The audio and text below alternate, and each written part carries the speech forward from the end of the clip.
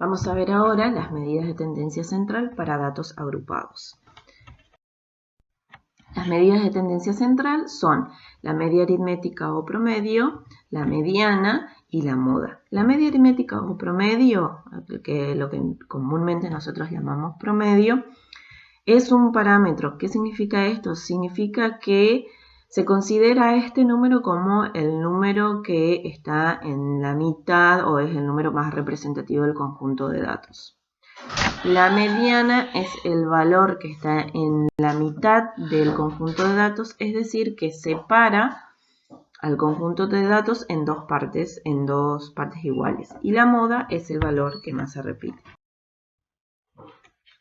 Para calcular la media aritmética o promedio tenemos esa fórmula.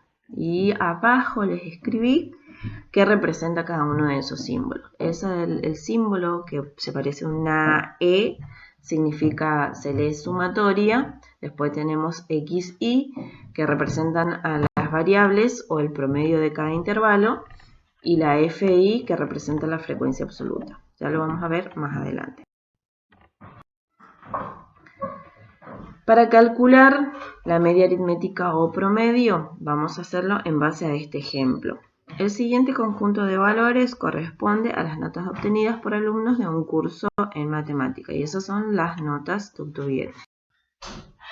Antes de calcular la media aritmética o promedio, lo primero que tenemos que realizar es la tabla de frecuencias. ¿Cómo realizamos esta tabla de frecuencias? Nosotros ya lo habíamos visto en tercer año, ¿se acuerdan que lo hicimos con Excel? ¿Sí? Para datos sin agrupar. Y creo que vimos un poquito también para datos agrupados. Entonces, vamos a ver cómo queda la tabla de frecuencia en los dos casos. Tabla de frecuencias para datos sin agrupar. En la primera tabla tenemos las notas y en la segunda tabla tenemos las frecuencias. Fíjense que tenemos en primer lugar la variable notas que va desde el 1 hasta el 10.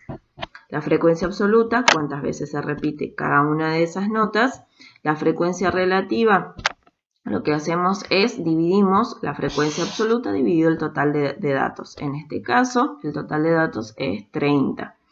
Yo lo hice con el Excel, entonces lo que sucedió fue que al escribir 3 dividido 30 me simplificó la fracción. Y la frecuencia acumulada es ir sumando cada una de esas frecuencias. La tabla de frecuencia para datos agrupados es el mismo conjunto de datos. Lo primero que hay que hacer es hallar el rango y la amplitud de cada intervalo. ¿Cómo se halla el rango? Al número más grande, o sea, la nota más grande, se le resta la menor de las notas. Como las notas van del 1 al 10, tomamos el 10 como el dato más grande, por más que no esté en nuestra tabla de frecuencia. Entonces tomamos 10 menos 1, eso es igual a 9. Para hallar la amplitud de cada uno de los intervalos, elegimos en cuántos intervalos queremos distribuir los datos y hacemos el rango dividido la cantidad de intervalos que queremos hacer. En este caso yo elegí el 5. Fíjense que eso es igual a 1,8 y redondeado es igual a 2. Significa que vamos a tomar para cada uno de los intervalos dos valores. El primer intervalo, que es 1 y 3, que fíjense que tenemos corchete al lado del 1 y paréntesis al lado del 3.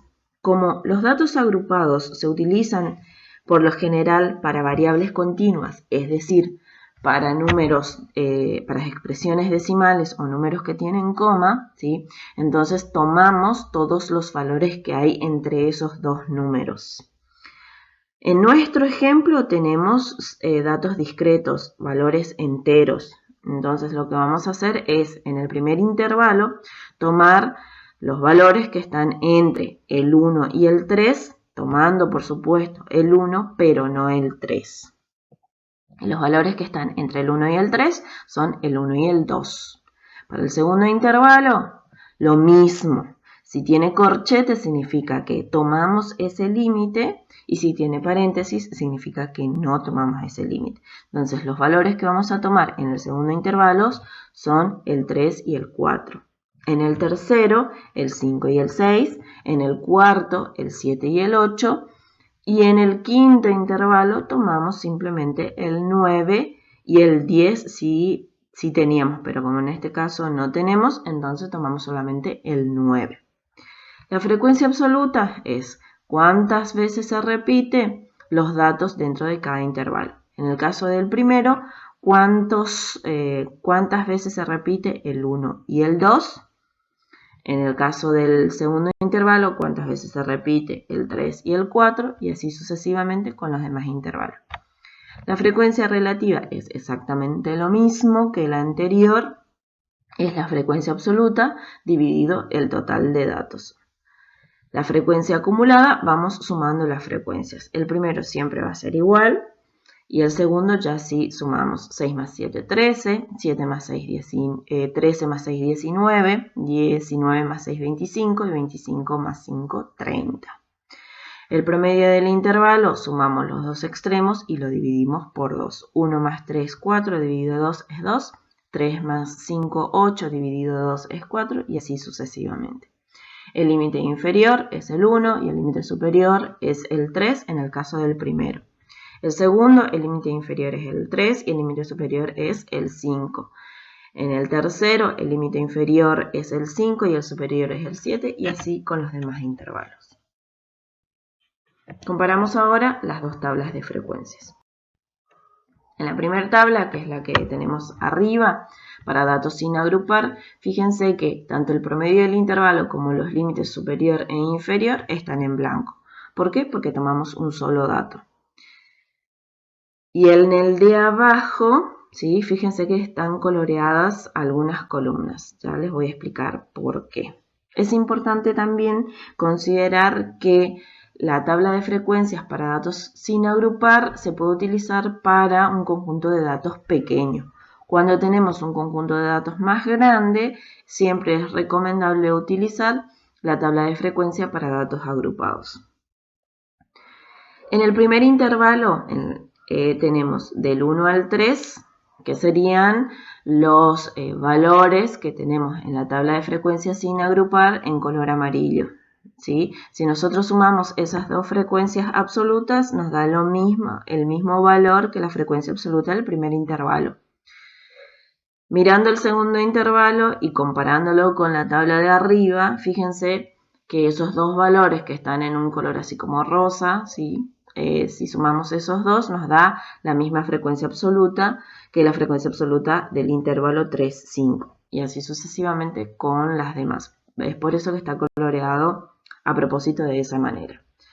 Las frecuencias acumuladas tenemos, en el caso de los datos sin agrupar, fíjense que está coloreado el 6, y si lo comparamos con la tabla de abajo, ese 6 sería igual al primer intervalo. La frecuencia acumulada del segundo coincide con el que está coloreado ahí en la tabla de arriba, y así sucesivamente con los demás. Esas son las diferencias que existen entre estas dos tablas de frecuencia. Ahora sí, pasamos a calcular el promedio. Media aritmética para datos sin agrupar. Es una fórmula bastante larga, pero no es difícil de entender. ¿Por qué? Es la sumatoria del producto de las variables por cada una de sus frecuencias absolutas. Eso es lo que significa la x sub i, son las variables, ¿sí? Y la fi es la frecuencia absoluta. Todo esto dividido el total de datos. Entonces, en este ejemplo que nosotros tenemos, ¿sí? El primer x sub i es 1 y su frecuencia absoluta es 3, por eso lo multiplicamos 1 por 3. Después hacemos 2 por 3, después 3 por 2, después 4 por 5, 4 por 5, después 5 por 2 y así sucesivamente. Vamos haciendo la suma de cada uno de estos productos. Dividido, por supuesto, el total de datos, que es 30. Fíjense que el promedio para los datos sin agrupar es igual a 5,26, que es un dato que no forma parte de nuestro conjunto de datos, que puede suceder. Para calcular el promedio del conjunto de datos agrupados, Lo que hacemos es multiplicamos la frecuencia absoluta por el promedio de cada intervalo. El promedio del primer intervalo es 2 y su frecuencia absoluta es 6. El promedio del segundo intervalo es 4 y su frecuencia absoluta es 7. Vamos multiplicando o hacemos la sumatoria del producto de cada uno de los intervalos, ¿sí? De la frecuencia absoluta de cada intervalo por el promedio del intervalo. Sumamos todo, lo dividimos también por la cantidad de datos total. Resulta que el promedio es igual a 5,71. En el anterior nos había dado 5,26, ahora nos da 5,71.